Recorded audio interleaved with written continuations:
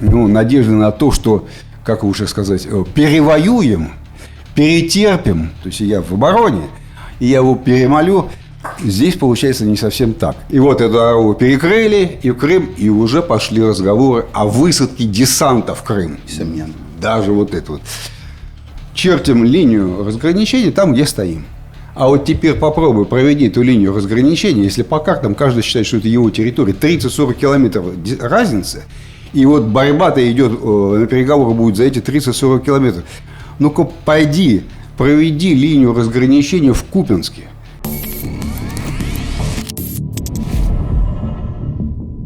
Всем привет! Вы снова на канале Ширяев и Ширяев, где я, журналист Евгений Ширяев, и мой отец, военный обозреватель Валерий Ширяев. Обсуждаем последние события. В среду у нас премьера была. Попробовали себя в качестве стримеров. На Твиче. На Твиче, да. Опыт, по-моему, успешный был. Ну вот в наш город Киржач завезли бенгальцев из Бангладеш. И они там, вот, может, кстати, к ним обратиться, чтобы они включили и ушли. Готер-лист полководца Второй мировой войны. Ну, подготовим. Короче, очень хочет человек, чтобы ты хит-парад полководца Второй мировой подготовил. Ну, или ты можешь... Ну, нет, сказать. Можно. Вот, будем продолжать теперь еженедельно вечером, в среду. Да, будем отвечать на вопросы наших подписчиков. Добро пожаловать, короче. Да, да. Ну, переходим к положению на фронте. За минувшую неделю российские военные заняли населенные пункты Запселья и Ресное в Сумской области, Нововасилевка, Шестеровка и Гранов в Харьковской области, Добропасово в Днепропетровской, а также Воздвижевка и Верхняя Терса, знаменитая, река одноименная, в Запорожской области. Вот этот населенный пункт Верхняя Терса очень важный. За него сражения шли очень долго. И в дальнейшем Верхняя Терса будет использоваться, и она сама, и ее окрестности, для накопления войск, для оборудования пунктов управления беспилотниками, размещения органов военного командования и так далее. То есть это будет место, где будет готовиться следующее наступление дальше, на Орехов. Вот. Оно вполне пригодно для этого, и украинская армия билась за него прям до последнего. Да. Но Орехов-то Ореховым, а вот Степногорск... Да, там совсем другое отступление. И, сейчас уже оно остановилось, правда, отступления уже нет. Но если по результатам весны, то существенное отступление. Значит, сразу скажу, что закончилась весна. Мы уперлись лбом в лето. Значит, надо подвести итоги мая. И итоги... Вообще весны. И вообще весны, да. Значит, по майским результатам это аномальная ситуация. То есть в мае месяце в прошлые годы всегда начиналось весенне-летнее наступление российской армии. Уже видны были какие-то его результаты, задумки, замыслы по движениям войск можно было понять. Сейчас этого нет. Учитывая те территории, которые потеряны, перешли в серую зону, в полосе группировки войск Днепр, Степногорск, Приморская. Там потери до 120 квадратных километров. И если вот с этим потерями учитывать, то продвижение вообще по всему фронту, не нулевое, но близко к тому. На самом деле очень, очень незначительно совершенно. Это аномалия. Она требует осмысления, она требует какую-то гипотезу, объяснения, да, почему так происходит. И мы сегодня этому уделим какое-то немалое время. Основных главных участков, на которые мы должны обратить сейчас внимание, их 3. Это бои в районе Лимана, в Лиманском направлении, в Запорожье, конечно же. Там 2 участка серьезных, где все происходит. И, понятно, Константиновка. Если начинать с севера, то на севере по-прежнему группировка войск севера, ты сам это демонстрируешь, называя населенные пункты оттуда захвачены. Потихоньку, они продолжают отгрызать по одному селу, по 2 села, там где-то. Где-то лесные массивы продвигаются. Я уж еще раз напомню, что это места сильно поросшие лесом. Там действительно удобно продвигаться, в том смысле, что от дронов легче прятаться.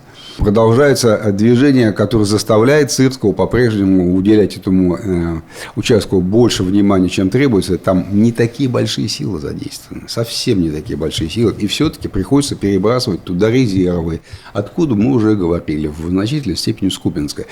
Надо вот про что рассказать. На этой неделе произошло уже 4 дня как, даже 5 это все длится, когда произошла неудачная попытка захвата Боровой, то есть российские штурмовики не смогли там удержаться, вынуждены были отойти, все это было представлено на самом высоком уровне, как вот прям захват Боровой и так далее. После этого Боровая, я тоже считаю ее фактически сейчас как бы в серой зоне. Украинские войска собрались силами, перегруппировались. Там есть в этом месте такой выступ, это все район Лимана. Да. Выступ, в котором внутри находится части 20-й армии российской.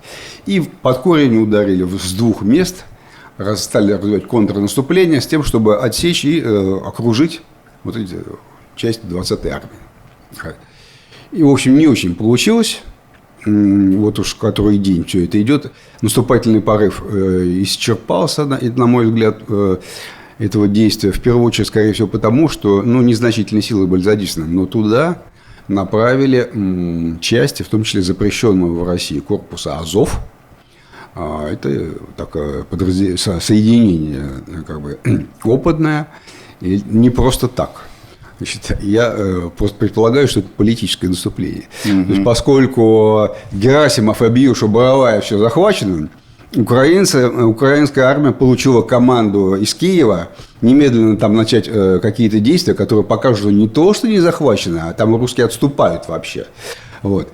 И это контрнаступление, фактически, это контрнаступление на слова Герасимова. Вот так получилось. Реакция такая, да?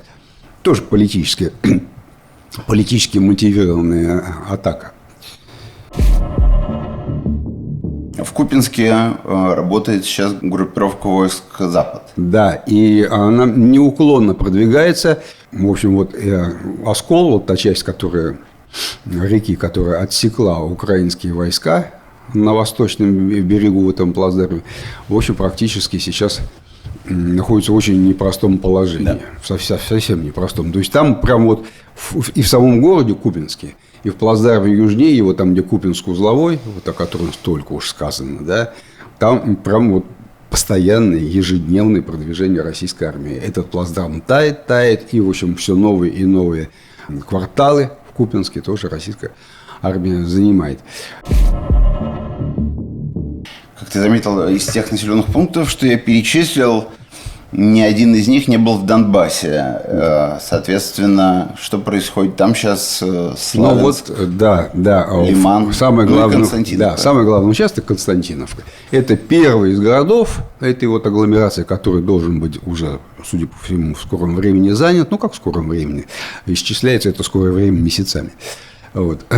Уж как давно стоят под Константиновкой войска. Да, но мало того, что в уверенном контроле оказалась южная часть города, юго-западная, уже российские вот эти отдельные небольшие сверхмалые группы тактические, там по 2-3 человека, они уже обнаружены и в северной части, и в центральной части. Я вот по совокупности видео, которые я посмотрел, и сообщений источников с фронта, которые просто рассказывают об этом, я для себя сделал вывод, что 2/3 Константиновки перешли в серую зону. Все, они уже не контролируются украинской армией, уверенно. 2/3. Я хочу сказать, что не так-то это и долго. Начало активных действий я отношу к 2-месячному периоду назад. То есть это за 2 месяца все сделано. В принципе, не так долго. Это достаточно быстро развитие событий, в масштабах вот этой специальной военной операции, как здесь развиваются события. Конечно, все очень большая инерция у всех замыслов. Вот. Так что Константиновка, да, там прям несомненные успехи. И, в общем-то, и украинцы их этого не отрицают. По крайней мере, та часть, которая добросовестно отражает положение на фронте. В последние годы многие тенденции меняются, но одна остается неизменной. Доступ к международной финансовой системе для россиян становится все сложнее и сложнее. Каждый следующий пакет европейских санкций еще сильнее ограничивает заграничные переводы, инвестиции, хранение денег за рубежом, путешествия, оплату сервисов и подписок. Все это постепенно становится недоступным. Но у нас все еще есть работающее решение – заказать зарубежную банковскую карту. Наш партнер, компания «Атом», помогает открывать счета в банках дружественных стран с минимальным пакетом документов. Для этого даже не понадобится выходить из дома. Виртуальная карта оформляется полностью удаленно. А если вы захотите получить пластиковую карту, она приедет к вам домой специальной защищенной доставкой. Все риски и сложности с иностранными банками специалисты «Атом» берут на себя. От вас нужен только загранпаспорт. Пополнять счет можно переводом с российской карты по выгодному курсу. Банковское приложение тоже будет на русском языке. А если банк откажет в открытии счета, «Атом» юридически гарантирует возврат денег. Карта привязывается к большинству иностранных сервисов, например, к App Store или к чату GPT. Есть оплата телефоном через Apple Pay и Google Pay. А еще с ней удобно в путешествиях. Оплачивать бронирование в зарубежных отелях и покупки в иностранных магазинах. «Атом» – российская организация, которая работает полностью в белую и выстроила развитую систему поддержки. После оформления счета можно обращаться к специалистам компании по любым вопросам. А для наших подписчиков действуют специальные скидки от 10 до 20 тысяч рублей по промокоду Ширяев. Правила ужесточаются на глазах. Вскоре даже дружественные страны могут перестать открывать новые счета. Так что, если задумываетесь об оформлении карты, переходите по ссылке в описании и оставляйте заявку, пока такая возможность еще есть. Есть ли сейчас вообще какая-либо возможность отбить Степногорск полностью? С теми силами, которые вот сейчас сосредотачиваются, может быть, в будущем. Потому что Теплинский действует по классике.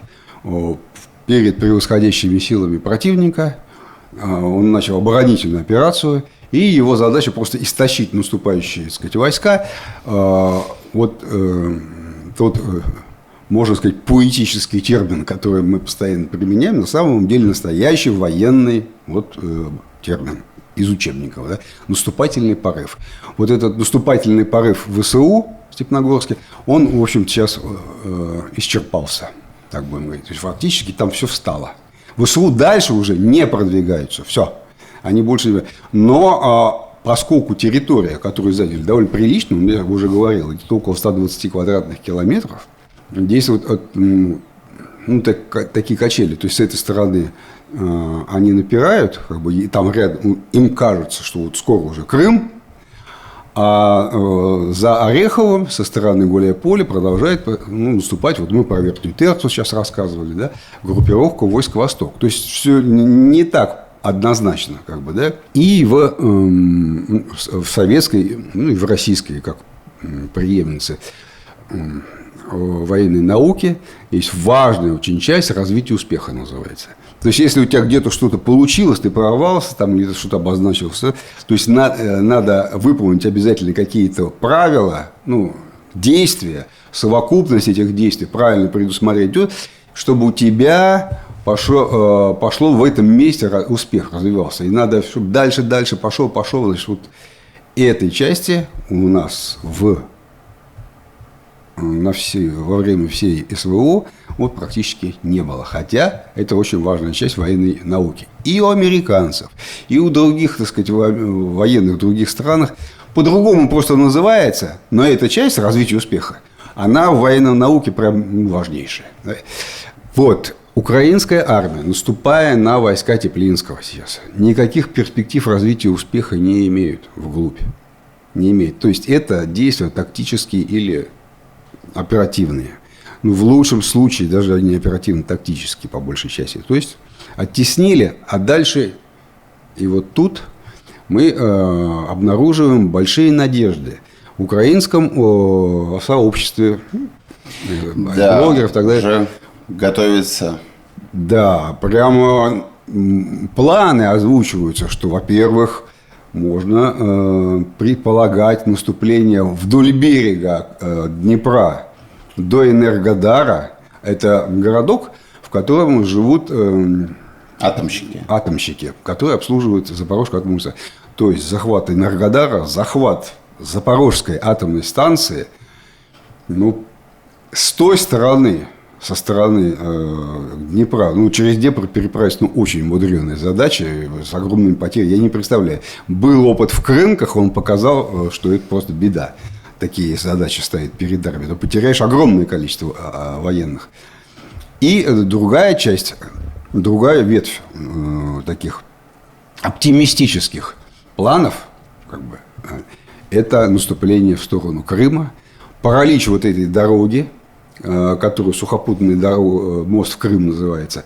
И вот эту дорогу перекрыли, и в Крым, и уже пошли разговоры о высадке десанта в Крым. Несомненно. Даже вот это вот отступление произошло, зафиксировался, там Теплинский отбивается своими силами. И я с большим интересом наблюдаю, что дальше. Почему? Для меня это повторение того действия, которое Сырский делал при наступлении вглубь Курской области, при образовании Курского плацдарма. Тогда главными целями российской армии было Мирноград и Покровск. И вот чтобы оттуда отвлечь российские войска, была организована вот эта вот Курская операция, создание плацдарма, все в надежде, что сейчас Генштаб все снимет с этого направления, с Покровского, и бросит все в Курскую область. Нет, этого не произошло. В буквальном смысле слова проигнорировали. А тут, соответственно, славяне. Сейчас все ждут, да, что на помощь Теплинскому снимут какие-то части Центра. Да, в первую очередь наступающие на Константиновку, на Лиман и так далее, все, и бросят на помощь Теплинскому. Но я вот этого тоже не вижу. Игнорируют. То есть они понимают, как бы, замысел Сырского, он давит, все, но нет, не хотят. Поэтому все-таки в оперативном плане у всех этих наступлений, многочисленных контрнаступлений, атак, контратак украинских, все-таки потенциала развития успеха нет. Как и группировка войск Днепр, группировка войск Восток находится в тяжелом положении. Я так понимаю, что... Но ведет наступление. Но ведет наступление. Ну да. Да. И для этого туда приехал сам министр обороны Андрей Белоусов с визитом. Ну да, с инспекцией, можно так сказать. Ну и в ходе, значит, этого совещания, это показали, ему было доложено, значит, что все системы противовоздушной обороны по фронту, ну, радиолокационные станции, там, и так далее, все, вплоть до визуального обнаружения, все заводится в единую программное обеспечение, которое связывает все данные, и любой там оператор дрона, и так далее, и любой человек, у которого на плече ПЗРК стоит, вот, все, не говоря о зенитных ракетных комплексах, всевозможных там фронтовых, оперативных, все видит в единой системе. Это заведено. И чем ответил Белоусов, он дал приказ, что у вас есть еще и дроны-перехватчики. Ну, вот мы показывали их там. Вот, их тоже надо туда включить. Вот дал такой приказ. Хорошо, все единое. Докладывал это, вот что любопытно, заместитель. Начальник противовоздушной обороны группировки войск Восток. Вот теперь вопрос. Почему в группировке войск Восток есть единая противовоздушная оборона? У нее есть один начальник, который все объединяет, и у них все в рамках одного программного обеспечения. А в России нет. И ведь с мест приходят сообщения многочисленные, что вот есть штаб борьбы там, с беспилотниками, да, Белгородская, Брянская, там, других. Там представители разных сил властей, там есть и спецслужбы, и армейцы, конечно, и гражданские чиновники, все это, они прямо на мониторах видят все беспилотники, которые вылетают там в Брянскую область или в Курскую и так далее. И командуют там, что делать, принимают решения, когда беспилотники вылетают в соседние области. У них в соседней области связи нет. Там уже сами разбираются, это их проблема, как говорится, понимаешь? Это не объединено в единую систему, как вот у Иванаева в группировке войск Восток. Все соединено в единую систему. А здесь-то в России нет. И почему тогда получается, что в группировке войск Востока есть свой начальник, а в России его до сих пор не просто начальника противовоздушной обороны, нет, командующего. Самого вида войска нету такого. Вот это вот прямо вопрос номер один, потому что уже вопрос перезрел. Все время надо периодически от стратегии, от big picture спускаться вниз и обращать внимание на небольшие изменения, но которые всегда приводят потом к большим переменам на взмахе крыльев бабочек. Вот за последнее время какие ты выделил моменты, когда что-то поменялось в тактике, Ну вот что мы увидели в ходе вот этих контрнаступлений ВСУ, да? Да. Ну, по новой тактике. Украина абсолютно полностью восприняла российскую тактику проникновения сверхмалыми группами, творчески развила ее и просто скопировала целиком. И умеет ее применять там без разговоров. И вот украинские сверхмалые группы движутся в сторону тылов российской армии, там вот в той же Запорожской области, а российские сверхмалые группы проникают наоборот за плечи вот украинских укрепленных линий, заходят глубоко в тыл. Так вот, между крайними точками, куда зашли российские разведчики и украинские, 30-40 километров сейчас. Сейчас уже. Ага. Ну, в Запорожской области, например, конкретно. Диаметр МКАДа 34 километра. Ну, просто так сравнение, можно сказать, просто с одного на другой конец Москвы люди смотрят. Да, чтобы вы понимали масштаб. 30-40 километров – это гигантские расстояния. И, как я рассказывал в тот случай, когда парень оказался отрезанным от своих и подзаряжал от сброшенного, от упавшего дрона свою рацию, да, выходил, что я здесь, через его окоп провели передовую линию на карте. И вот так же точно передовые линии на карте обе стороны чертят по вот этим вот зашедшим на максимальную дистанцию бойцам. Но это же полностью уничтожает ответ фактически Зеленского Путину. Путин потребовал от Украины многократно, да, вывести войска. Не только он, уже и все говорят, и его окружение, из Донецкой области. Зеленский отказался и сказал: нет, чертим линию разграничения там, где стоим. А вот теперь попробуй проведи эту линию разграничения, если по картам каждый считает, что это его территория, 30-40 километров разницы, и вот борьба-то идет, на переговоры будет за эти 30-40 километров. Ну-ка пойди, проведи линию разграничения в Купянске, где вообще вот так все заходит друг к другу за спину, какой-то слоеный переулок с загогулинами какими-то, кварталы там, кварталы здесь. Верхние этажи украинские, нижние этажи здания российские, бойцы сидят. Политически задача перед теми, кто там где-нибудь в Стамбуле в очередном сойдутся, эти переговорщики, она осложняется катастрофически на самом деле. Еще одна особенность вот этих контрнаступлений. ВСУ постоянно демонстрируют атаки с использованием бронированных машин, бронетехники и так далее. Но недавно начали делать. То, чего мы давно долго не видели. Да? И в этих механизированных штурмах гибнет очень много людей. Избежать этого невозможно. При этом украинцы добиваются результатов. Ну, вот как конкретно в Степногорске. Да? То есть, не только. И в районе Лимана механизированный штурм. Во многих местах по линии фронта. Они реально добиваются успехов. Занимают какие-то там деревья. Потом опять их оставляют и так далее. Но продвижение есть.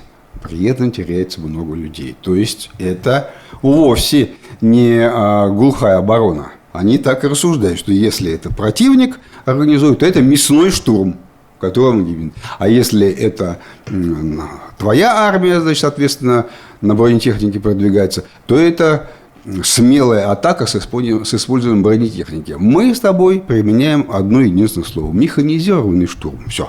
Когда штурмовики занимают какой-то населенный пункт или там продвигаются вперед, за ними дальше идут подразделения, которые должны этот населенный пункт, местность освоить, сделать ее своей, превратить в территорию уверенного контроля. Называется закрепы. Первое, что они делают, закапываются в землю и маскируются, чтобы избежать ударов дронов. с воздуха. И мы много видели этих видео, когда дрон таким людям подвозит воду, боеприпасы, скидывает, человек высовывается, там, люк отодвигается, забирает там все это. Да? Так вот, украинцы сейчас уже очень часто эти свои убежища оборудуют системами сигнализации гражданскими, которые знакомы всем нашим, вот, большинству наших зрителей, просто на даче они используются. Это объемные датчики, это микрофоны, которые слушают звуки с улицы, это инфракрасные камеры, которые ночью работают, да, камеры с наблюдением, они реагируют на появление движения, да, в камере сразу. И вот внутрь проведены эти кабели, и люди сидят внизу в убежище и контролируют над собой территорию. То ли это заяц пробежал, то ли это человек прошел. Шум пролетающего дрона они слышат и так далее. Все это пассивные средства наблюдения, которые позволяют им выжить дольше. То есть люди мало того, что оборудуют подземное скрытое убежище, они еще и обкладываются охранными системами. Май месяц дал нестандартные результаты. Не так, не нестандартные, а необычные, не так, как в прошлые годы. То есть продвижение российской армии, наступление фактически мы не видим. Надо, наверное, это обсудить и попробовать объяснить самим себе, что же это означает. Во-первых, уже понятно, что удлинение линии фронта, помнишь, мы рассказывали, как если она искривляется, удлиняется, появляются загогулины, то есть общее удлинение работает в пользу российской армии, поскольку у Украины не хватает войск, чтобы их насытить. Да. Вот сейчас это вот удлинение и искривление, оно уже не в пользу ни российской, ни украинской, оно мешает обеим армиям, хотя избежать его невозможно, удлинение линии фронта, просто потому, что у российской армии резервы тоже теперь ограниченные сейчас. Потому что мы видим, что на севере наступает, мы уже говорили сейчас об этом, очень ограниченными силами. Вот те все превращения небольшие, которые ежедневные, они происходят небольшими силами. То есть явно совершенно российская армия тоже ограничена в резервах. Ну а контроль за вот этой удлиняющейся границей производится не личным составом, а дронами. Беспилотниками. Поэтому, то есть какими-то операторами, которые сидят там километров 10, 15, 20. Для этого уже не нужны те силы, которые требовались раньше. Да, но если в этом месте произойдет прорыв, то может оказаться... То некому защищать это, да. Да. Поэтому первое констатируем ограниченность резервов с обеих сторон. Тут я скажу кое-что про изменения на Украине. У них был очень проблемный участок в системе мобилизации, когда мобилизованных, тех, которых там насильно хватали или добровольно они приходили, неважно, отправляли в учебные заведения, подразделения, где они там первичную подготовку проходили. Вот на участке между обучением первичным и отправкой на фронт огромное количество людей уходило в дезертирство. Именно вот на этом участке. И они, судя по всему, в значительной степени сумели какими-то административными мерами, да, этот канал перекрыть. Уж я не знаю, конвоируют ли они теперь этих людей на фронт под автоматами, как заключенных, или какие-то другие способы придумали, но утечка на этом участке сократилась. То есть войска идет большее количество мобилизованных, чем раньше. Это первое. Те, кто хочет представить оптимистичную картину наступления, в том числе даже и Герасимов, ограничены очень. То есть они объявили о занятии, условно, там, Купянск или Боровая или что. Но дальше они уже не могут сказать, что за Боровой мы взяли еще что-то там. Да? Все. Значит, эта часть, то, что продвижение армии остановилось на очень значительном протяжении фронта, обязательно будет осмысленно в Кремле. То ли Украина исчерпает резервы, и мы увидим наступление, то ли вот эта остановка фронта навечно. То есть беспилотники привели к такой ситуации, что исправить ее вообще невозможно. То есть все будут стоять, и Донбасс никогда не будет занят. Вот. Но если раньше ты предполагал, что в этом году может быть занят и Славянско-Краматорск. Нет, я предполагал, что, может быть, войска могут занять славянско-краматорскую агломерацию или Славянск, но, скорее всего, вероятнее всего, я об этом говорил не раз, Славянск останется на 27-й год. То есть он перейдет в планах командования на 27-й год. То есть 3 города можно занять. Сейчас, потому как войска продвигаются в Константиновке, я изменил свое представление о вероятном исходе событий. И сценарий, самый наиболее для меня вот какой вероятный, такой, что будет занято 2 города в Донбассе, а 2 города перейдут на 27-й год. Или даже 3. Ну, скорее всего, 2 города. То есть Константиновка плюс еще какой-то город. Какие города? Ну, там есть Дружковка, есть Лиман. Вот, то есть какие-то... Ну, 2 города точно, Краматорск-Славянск или 1 Славянск, перейдет, ну, скорее всего, Краматорск-Славянск, перейдут на 27-й год. Здесь встает вопрос стратегического терпения. Тот самый вопрос, который Мединский поставил перед украинской делегацией в Стамбуле. Он тогда сказал, мы помним, да, что вот был пример России, Петр I Северную войну вел 21 год. Сколько вы готовы воевать? Ну, это он так сказал с опломбом, прям скажем, да, сколько вы готовы. На самом деле еще неизвестно, сколько и Россия-то готова воевать. 21 год, мне кажется, нет.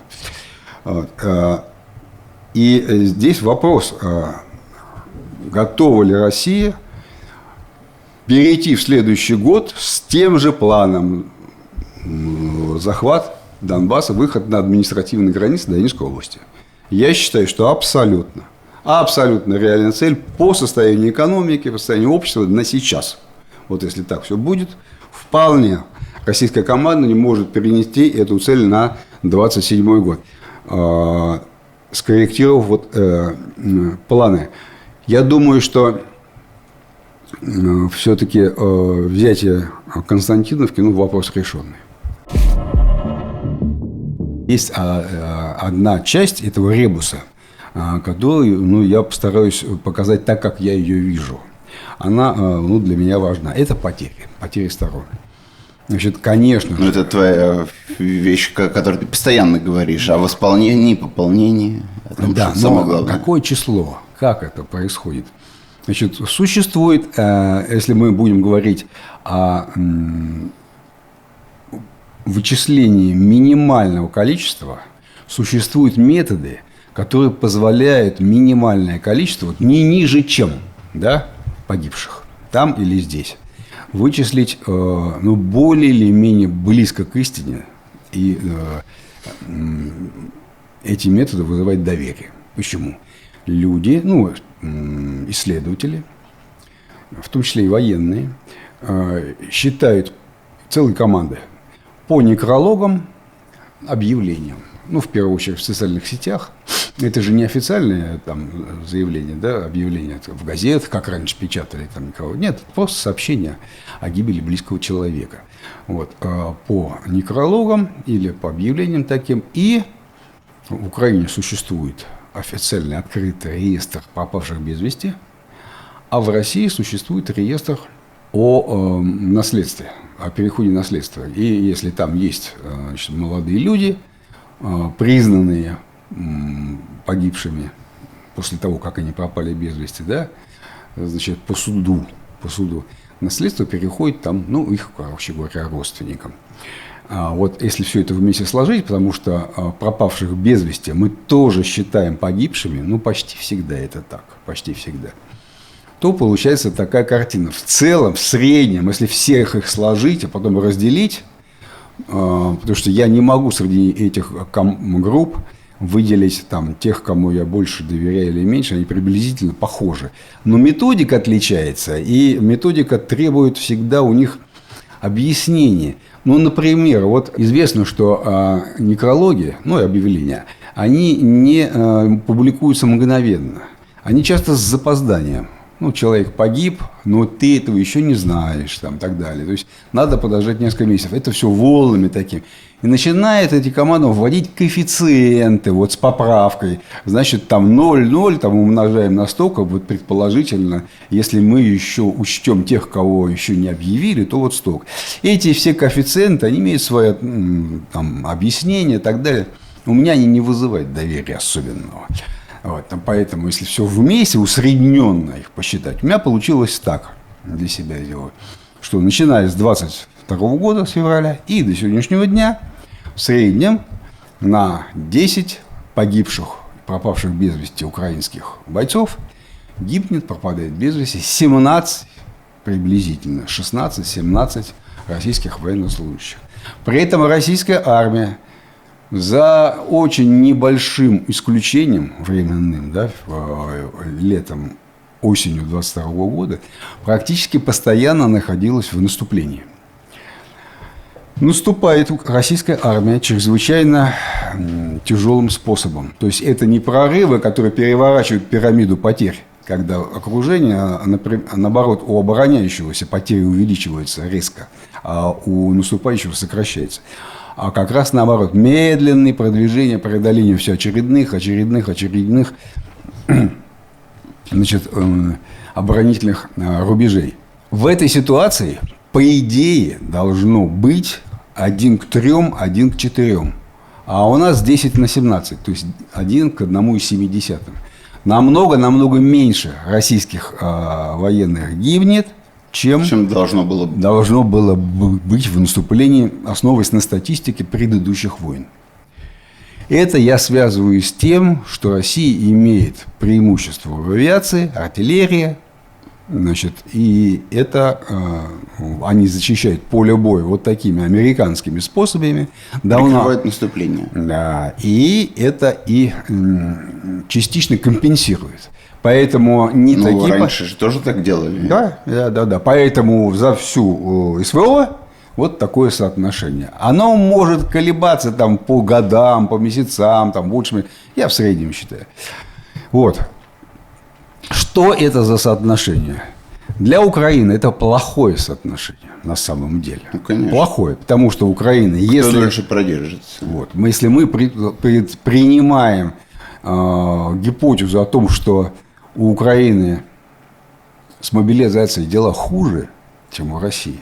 Ну, у России больше мобилизационный ресурс, и так далее. И они идут, бойцы, на заключение контрактов добровольно.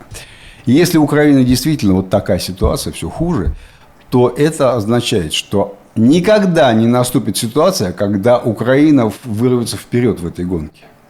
Несмотря на то, что российских бойцов гибнет больше или пропадает без вести. Все равно Украина не нагонит. Вот такая, парадокс такой, да, получается. Поэтому надежда на то, что, как лучше сказать, перевоюем, перетерпим, эта надежда всегда на равные потери, не на равные потери, а на сильные превосходящие потери противника. То есть я в обороне, и я его перемолю. Здесь получается не совсем так. И, в общем, это как бы такой важный нюанс, который не дает гарантированного прогноза. То есть мы не можем спрогнозировать, что точно вот при таких потерях остается 1 год. Зеленский, говорят, вот только что сказал, что готовьтесь там, к 2 годам еще. Что вот еще 1 год и кончится все в России. Вот получается, что не кончится, если вот так. Есть великая загадка, которая всех мучает, и ответ на нее неизвестен. Когда закончится пополнение через контрактную систему на СВО? Когда эти люди для России. В России, да. Вот этого вот никто не знает. На Украине там мобилизацию сколько нахватают, столько уж нахватает, как говорят. А в России таинственные вещи. Ну и не забываем, что всегда могут случиться какие-то резкие скачки в технологиях, вот. Какие-то переломные, непредсказуемые, непредугадываемые моменты, которые... Да, новые технологии однозначно совершенно. Ну или методы борьбы. Самое главное, то, чего хотят в России, это какие-то действенные методы борьбы с дронами, которые не дают которые якобы разрабатываются в тайных лабораториях, там, Министерства обороны, разных институтов, везде ищут, да не найдут никак. Может быть. И когда мы обращаемся к внутренней ситуации на Украине, помним о том, что ситуация с набором в армию, с мобилизацией не очень хорошая. Есть огромное количество видео, там как ТСК, так называемую бусификацию проводит и так далее. Возникает противоречие. То есть, как бы украинская армия демонстрирует просто, так сказать, чрезвычайную активность. Зеленский явно совершенно сейчас чувствует себя намного более уверенно, чем раньше. А с другой стороны, проблемы с личным составом должны были повернуть в обратную сторону все это. Это требует какого-то объяснения. Я сразу хочу сказать, что я считаю такую версию конспирологической. Но, тем не менее, она настолько любопытна, неожиданно, что я решил сказать про нее пару слов.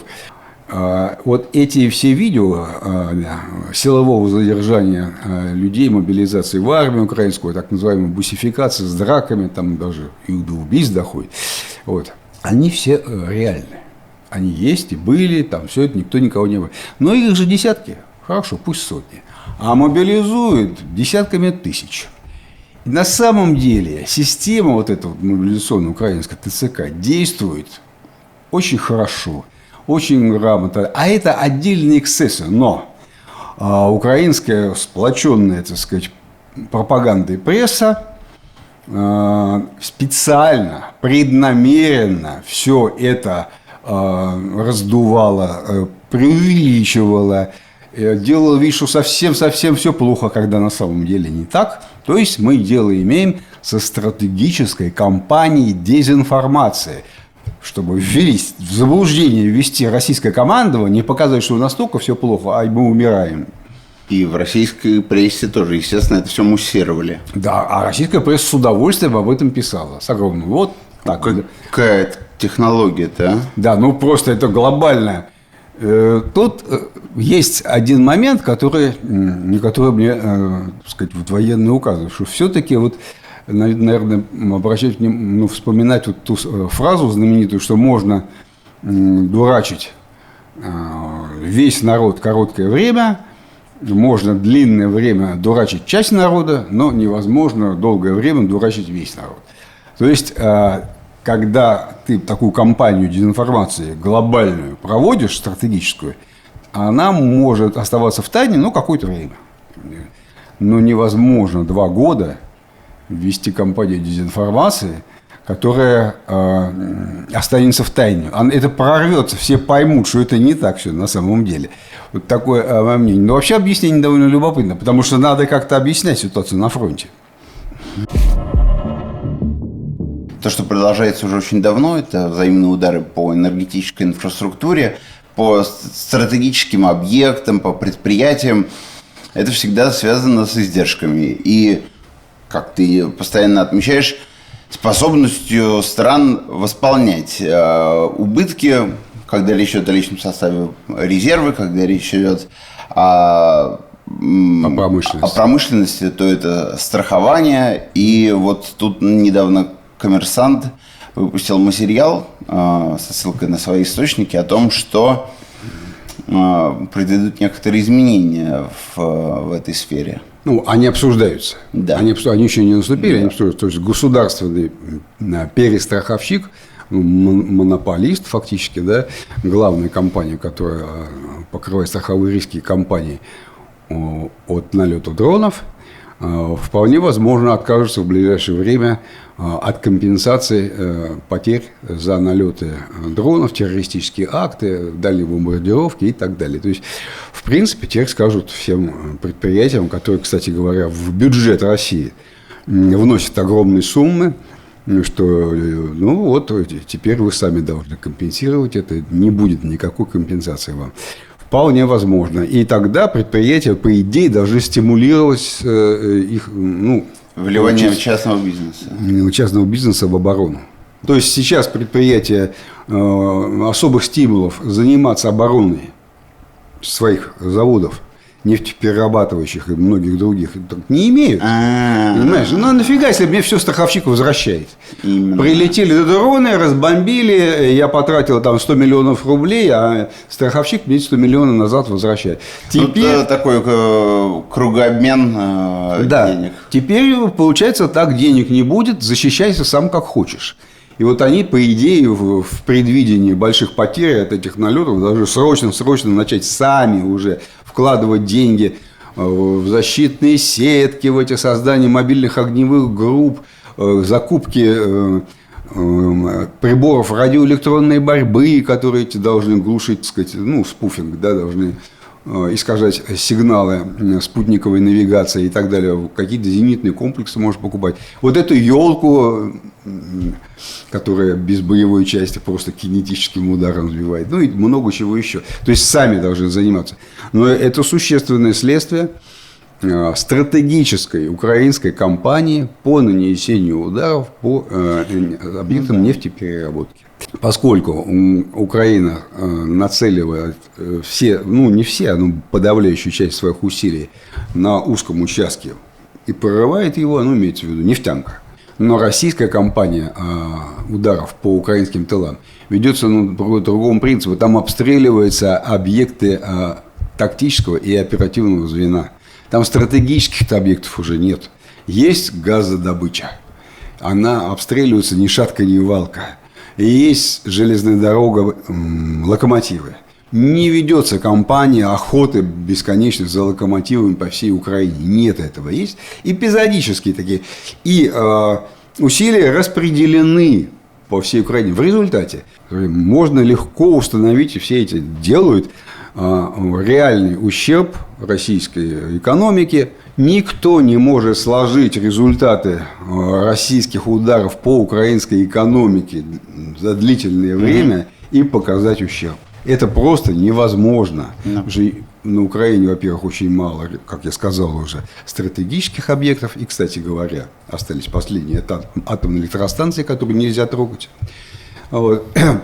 Есть значительная часть объектов информационной инфраструктуры, которые тоже еще никто не трогал. Вот, которые, это дата-центр. Дата-центр, да, и объекты связи, мобильной связи, много чего. В общем, все это пока за красной линией. Результатов большого усилия российского командования по обстрелам нет вот такого яркого, видного, который можно просчитать. В результате складывается такая ситуация, что эта сторона наносит удары и получает реальный результат стратегического характера в том числе. А эта сторона наносит гораздо большее количество ударов на гораздо большую глубину. Результат вообще не просчитывается. Может, его просто нет. Главная проблема России – это ну, я имею в виду командование, это следование, неукоснительное следование принципу сосредоточения усилий на главном участке или на избранном участке, основном, одном, но узком участке. Не по всему фронту, не размазан. Должен быть? Да, вот Украина этот принцип соблюдает. А какой России должен быть участок, на котором мы должны концентрироваться? Вот зимой наносились удары очень часто допустим, по электротехническому хозяйству, по всей энергетике, да.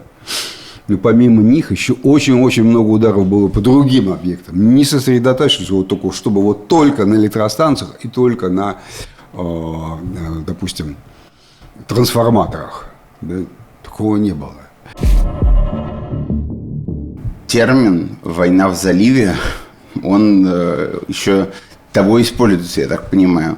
Ну, давай называть «война в заливе 2.0». Ну, главное, что можно сейчас сказать, ну, что там так же точно, как на российско-украинском фронте все замерло.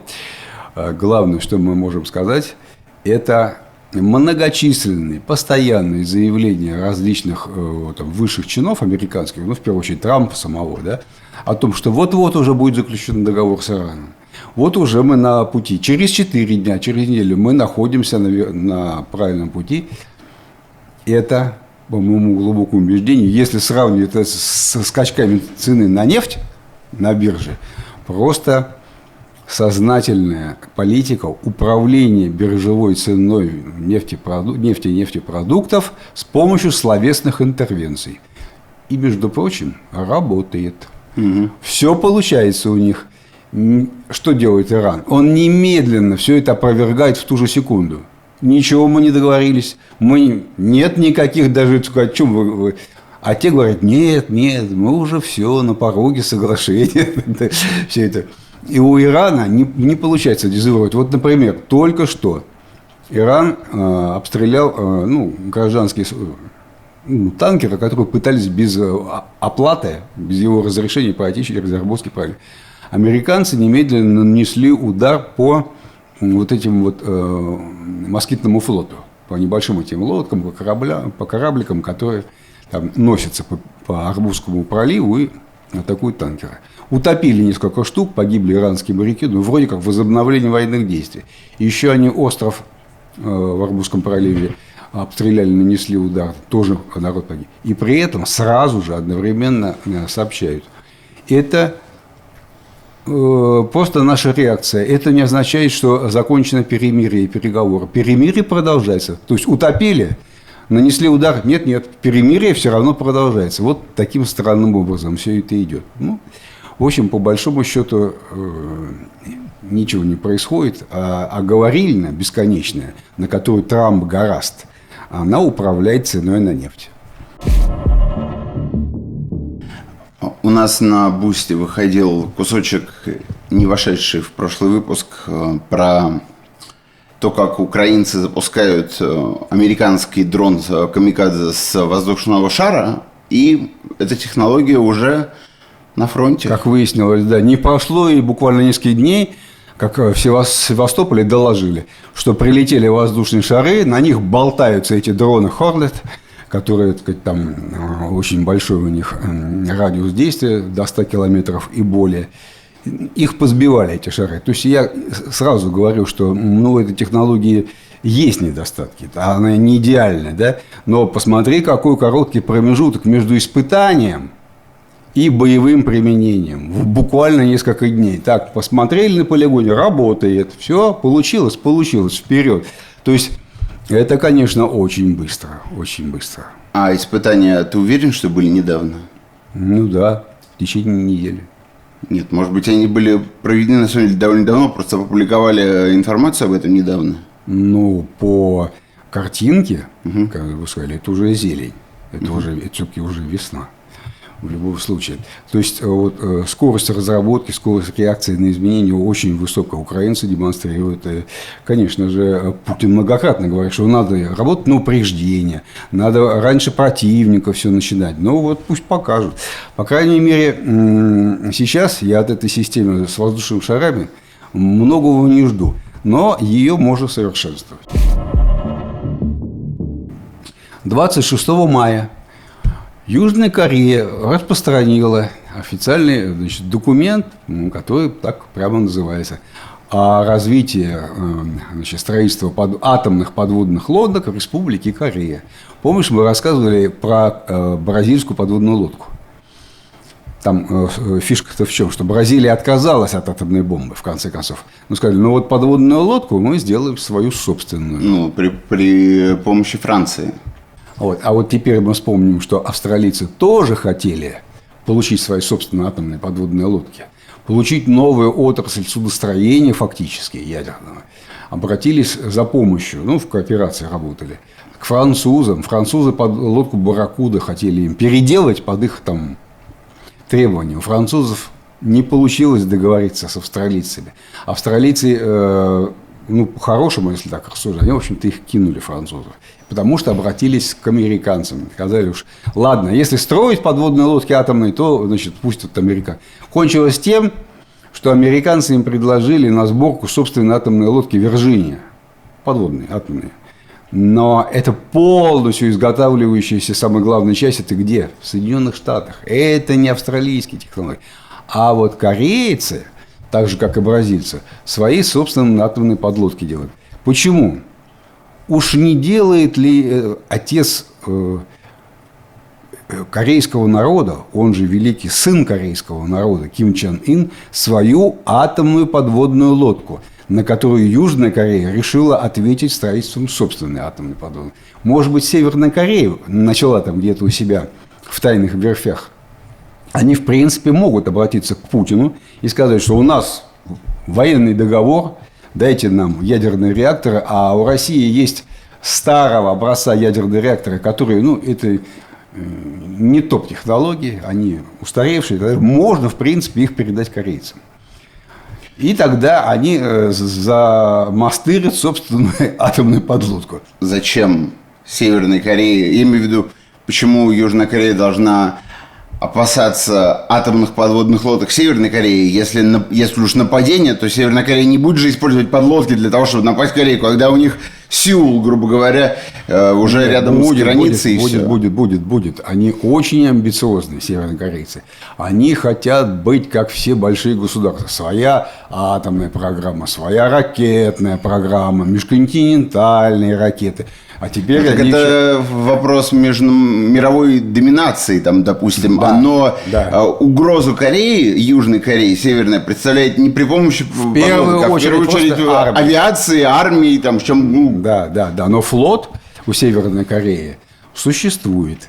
И, в общем, он будет участвовать в войне, не дай бог она разразится. Он будет участвовать. Вот атомная подлодка, это, мне кажется, все-таки такая вещь, которая очень соблазнительна для Ким Чен Ына. Сделать свою, он будет не хуже других, так сказать, властителей.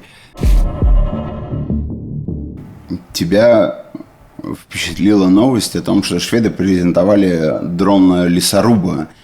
У нас есть об этом в телеграм-канале. Как ты считаешь, это повлияет на военное дело?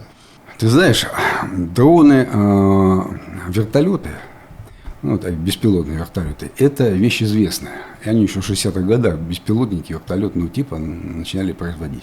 Но вот такого, который 6 метров диаметром по кольцу, поднимает 200 килограмм, перемещается, выбирает дорогу с помощью искусственного интеллекта, вот таких дронов я что-то не припомню. Есть беспилотники огромные, которые поднимают, вертолетного типа, которые с несколькими винтами поднимают до 400 килограммов. Но вот эта штука прямо сразу же может быть применена на фронте, потому что она доставит крупный груз на фронт через минные поля, через все эти зубы дракона, противотанковые рвы, малозаметные препятствия и так далее, вообще не глядя. Самое главное, она решит страшную проблему, которая терзает и российскую, и украинскую армию. Эвакуация раненых, тяжело раненых, немедленно прямо на операционный стол. Она может вывести за считанные минуты человека. Буквально. В весе, во всем. Да. Самое главное, это будет и быстрее, и более безопасно, чем вести его на этой наземном вот этом вот. В России называется курьер, у украинцев свои собственные там системы, если их забыл. Вот эта тележечка такая автоматическая, которая существует, она, конечно же, этот дрон вне конкуренции.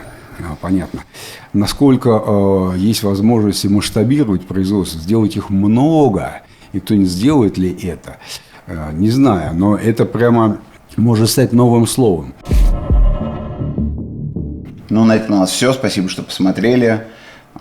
Теперь мы будем призывать вас подписываться не только на Telegram и Boosty, но еще и смотреть нас на Твиче по средам, вечером где-то будем вот так вот стримить. Да, и еще раз напоминаю, что там на Твиче вы получите возможность задать прямой вопрос немедленно. Приходите, ждем. Пока. До свидания.